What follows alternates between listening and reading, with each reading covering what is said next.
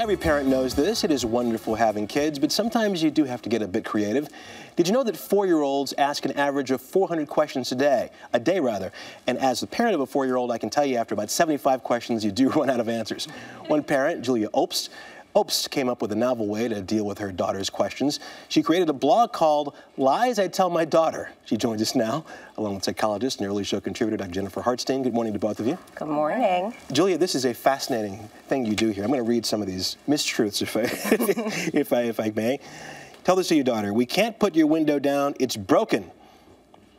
This one is for getting her to eat. If you eat shrimp, you'll become a better swimmer. And here's one when you're trying to get her to sleep.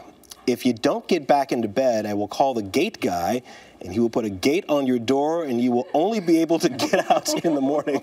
Did your daughter believe these? Absolutely. I'm her mom. Why wouldn't she believe them? Tell me what goes through your mind when you're telling her these myth-truths. They're really not premeditated lies. They just are things that come up throughout the day that help me get out of situations or help me get her to do things. Do they work? I do. Yeah. Have you ever heard her repeat these to other kids as truths? Yes, I've heard her warn her friend that if she doesn't go to sleep, the gate guy will come. Okay. And the mom really appreciated that. I'm sure. Jen, what do you think about this? Is this a good idea?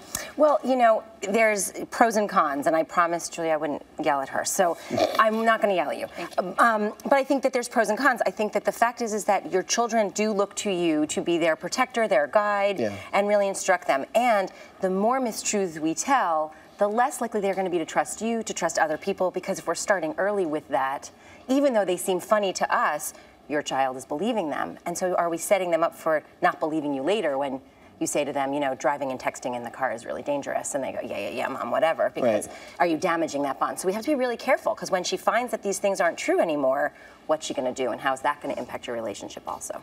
I know, true confessions here, that the mean man has shown up at my house several times, and if you don't do this, the mean man is going to come out. But is there a kernel of truth there? You know, that well, when you get angry... I would be the mean man, I guess. Right, when you get angry, are you the mean man to her? So, you know, she doesn't want you to be angry, and that's, instead of saying, I'm going to get angry when you do that, which might be equally or more effective, you're saying the mean man, which is scarier and is definitely going to get her to stop sooner, but there's a kernel of truth there. Okay, kernel of truth being me is what you're trying to say. Yes, absolutely, Russ, we know you are the mean man. What's the response been, Julia, to your blog?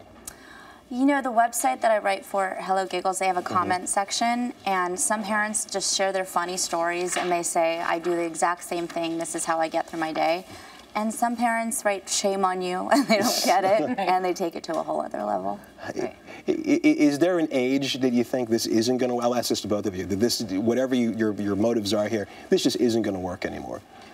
I'm pretty sure 5 is it. Yeah. I think. And I think the truth is that at different times in your child's life, in your relationship with them, you are going to have lies of omission over different things. One of the things that parents often don't want to tell is have they used drugs or alcohol and what their experiences were with that, or I'm going on a date if you're a single parent and what that means in the relationship with your child. You're not going to give them all the details of that, right? Even though they might really want to know. So there's different periods of time, and the lies and the kind of omissions might change, but we have to be aware of how that's going to impact our relationship with our children. Had your daughter ever called you on any of these at all? Mommy, that's ridiculous. That's not true. No, well, except for one time I had told her I was calling Santa Claus. I had it with her. I said, I'm calling Santa, and he's going to tell you that you're not going to get any toys. And I called the movie phone guy. And she said, let me talk to him. And I said, you know what? He has to go. He doesn't talk to little children. Yeah. Right. It's a good intervention in very short term, and you have to just think about how that's going to do things in the long term. But everybody does it at some point. Will you let your daughter watch this segment? No. No way. Julia and Jen, thank you so much. Thanks, Russ. Appreciate it.